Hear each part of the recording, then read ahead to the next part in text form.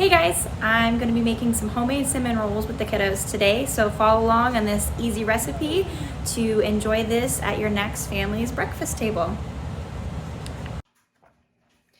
First thing that you want to do is get all of your ingredients together. So what you're going to want is 1 cup of warm milk, which is about 115 degrees Fahrenheit, 2.5 teaspoons of instant dry yeast, 2 large eggs that are at room temperature, a 1/3 cup of salted butter.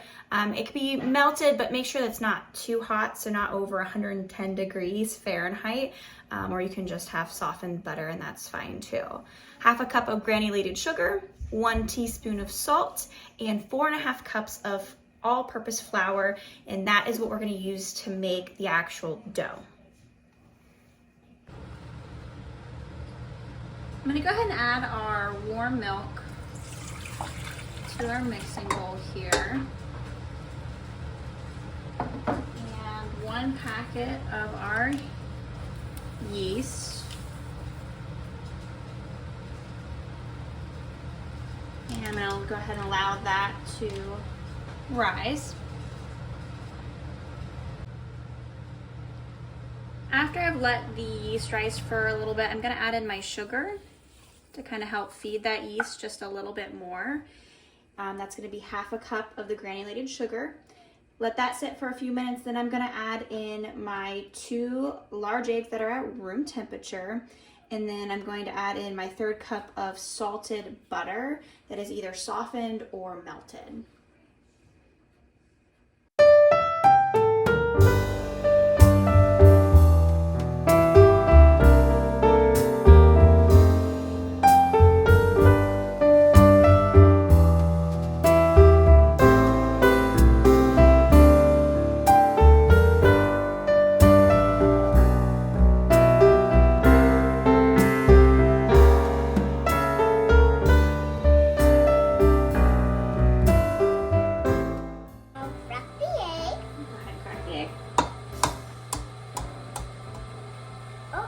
Make sure you get all the egg in here.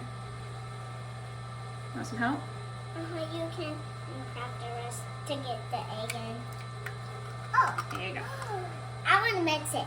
So you got your egg in. I want to turn it on. Your butter. I want to turn it And you're going to mix until combined. So go ahead and set it on low. Oh, I got to bring up the...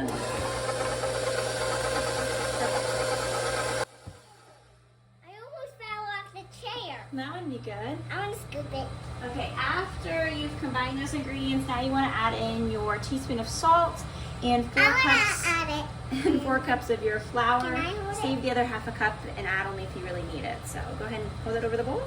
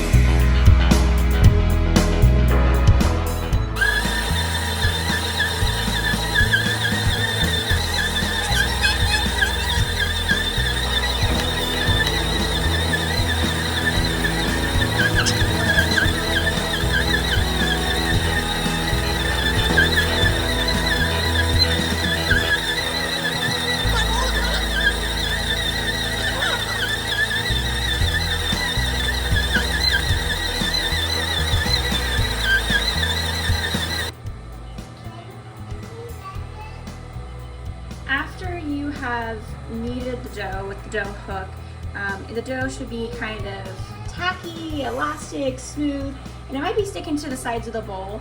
That's okay. Don't be tempted to add more flour at this point. Usually it's just about that 4 to 4.5 cups of the flour. What you'll do is you'll just remove your bowl, move the dough from the dough hook,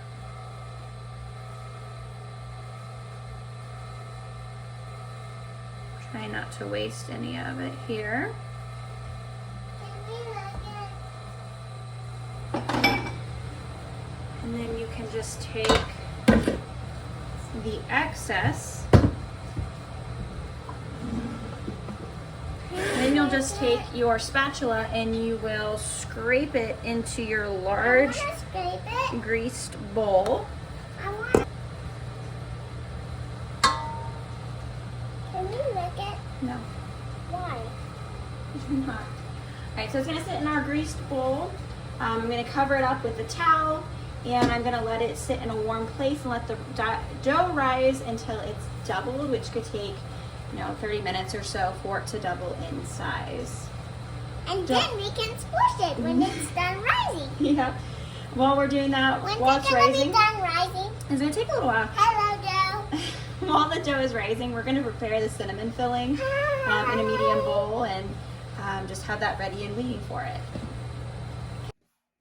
The ingredients that you're going to want to gather for your filling is going to be half a cup of salted butter, which is almost melted, a cup of packed brown sugar, and 2 tablespoons of cinnamon.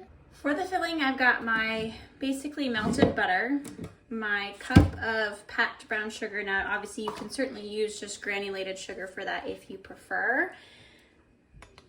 And 2 tablespoons,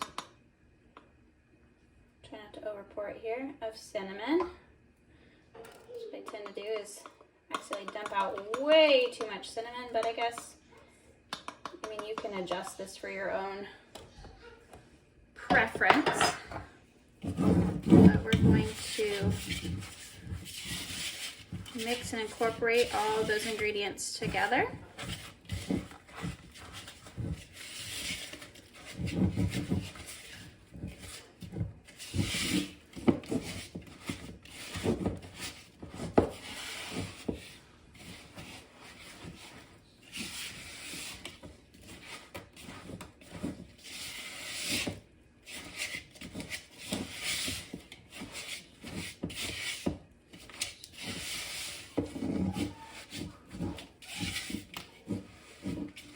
This is what your filling is going to start looking like as it gets completely incorporated. With that butter mixed in as much as possible with the rest of the ingredients.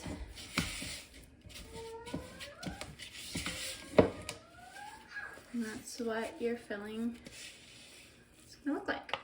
All right, we're going to roll out our dough into a rectangle. And I'm just going to use the silicone mat as kind of my mold for it, basically. Just using a pastry roller here. You can use your hands, you can use a regular roller, just kind of whatever you have on hand and your preference.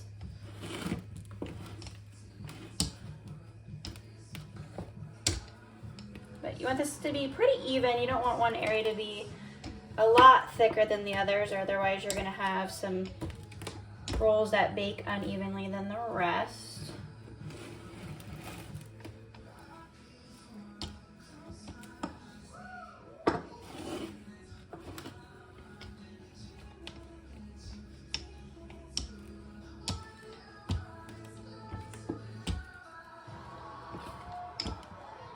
All right, so once you have that rolled out into your rectangle, that's when you can add your filling to it. I'm just going to evenly spread this filling across.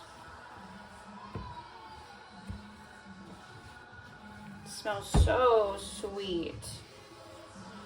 Now, another alternative to like melting your butter and mixing it all together is like you could melt your butter and brush it onto the dough and then sprinkle your brown sugar and cinnamon on it. You could do it that way.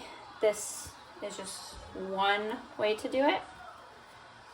Find that when I roll it, it makes less of a mess when I combine the butter ahead of time. Whereas if I don't combine the butter ahead of time, when I go to roll it, it kind of like flakes all over the place. I mean, just like sugar. I mean, you're gonna pick it up and sugar is gonna fall everywhere, whereas this, it kind of sticks to itself and makes it a little bit of a simpler process. So I want this pretty even too. I don't want there to be any spots that are overly thick or spots that are much more bare than the rest. That's why I'm taking a second to kind of just go around, smoothing everything out, clearing it off my spatula.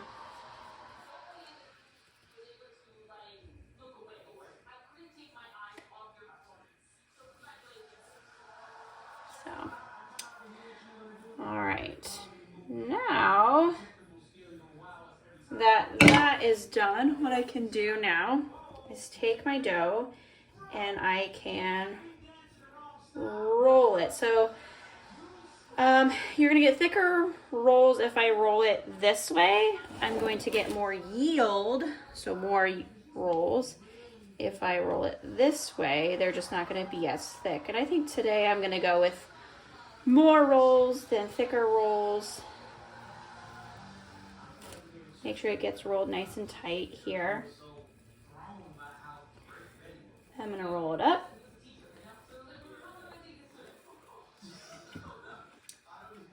And I'm gonna cut it. I'm gonna use a bench scrape to cut it.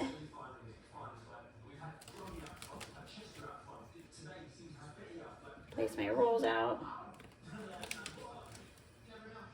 You want to try and make sure that you cut them as close as possible to the same thickness so that when you are baking it, you don't end up with some that are like way more crisp than the others and some that are more doughy than the others.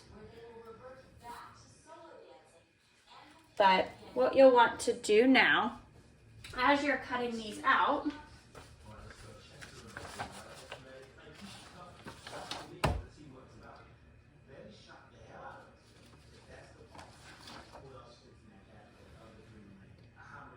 what you want to do is after you cut these out is you're going to cover and let them rise in your pan for about 20 minutes. Now I did end up letting my dough rise longer than 30 minutes today because the house is colder. It's just kind of do it until it doubles in size. I don't know that it really ever doubled in size for me, but that's okay. They just won't be as fluffy, but they're still gonna taste really good. And preheat your oven while these are rising that second time. If, this one's kind of goofy looking, if you are not going to immediately cook them or bake them, what you can do is prep them and put them into the fridge. So what you want to do is make them to this point of the second rise, cover and refrigerate until the morning. In the morning that you want to bake them, pull them out of the refrigerator. They may have doubled in size in the fridge overnight. If so, let them sit for 30 minutes to get the chill off, then bake them. If not, if they did not rise, then allow them to rise at room temperature. And that'll usually take about an hour for that. Then you will pour on cream. So we're gonna pour on some cream before we bake these. After that, then we can enjoy them. Put the frosting on it. Now, if you don't happen to have cream on hand, so you can use half and half, coffee creamer, evaporated milk, whole milk, coconut cream, any of those are gonna work for that. Last but not least, the ingredients that you're going to need for your frosting. You'll want 6 ounces of softened cream cheese, a 1/3 cup of salted butter that is softened, 2 cups of powdered sugar, and 1/2 tablespoon of maple or vanilla extract. I'm gonna use our homemade vanilla extract. We're gonna add our powdered sugar, softened butter, and cream cheese. And our vanilla extract that I made.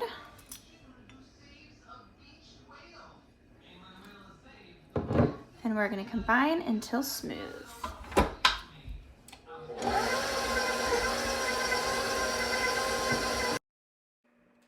Remove from the oven ice, and enjoy. I hope that you try this recipe. Let me know what you think below.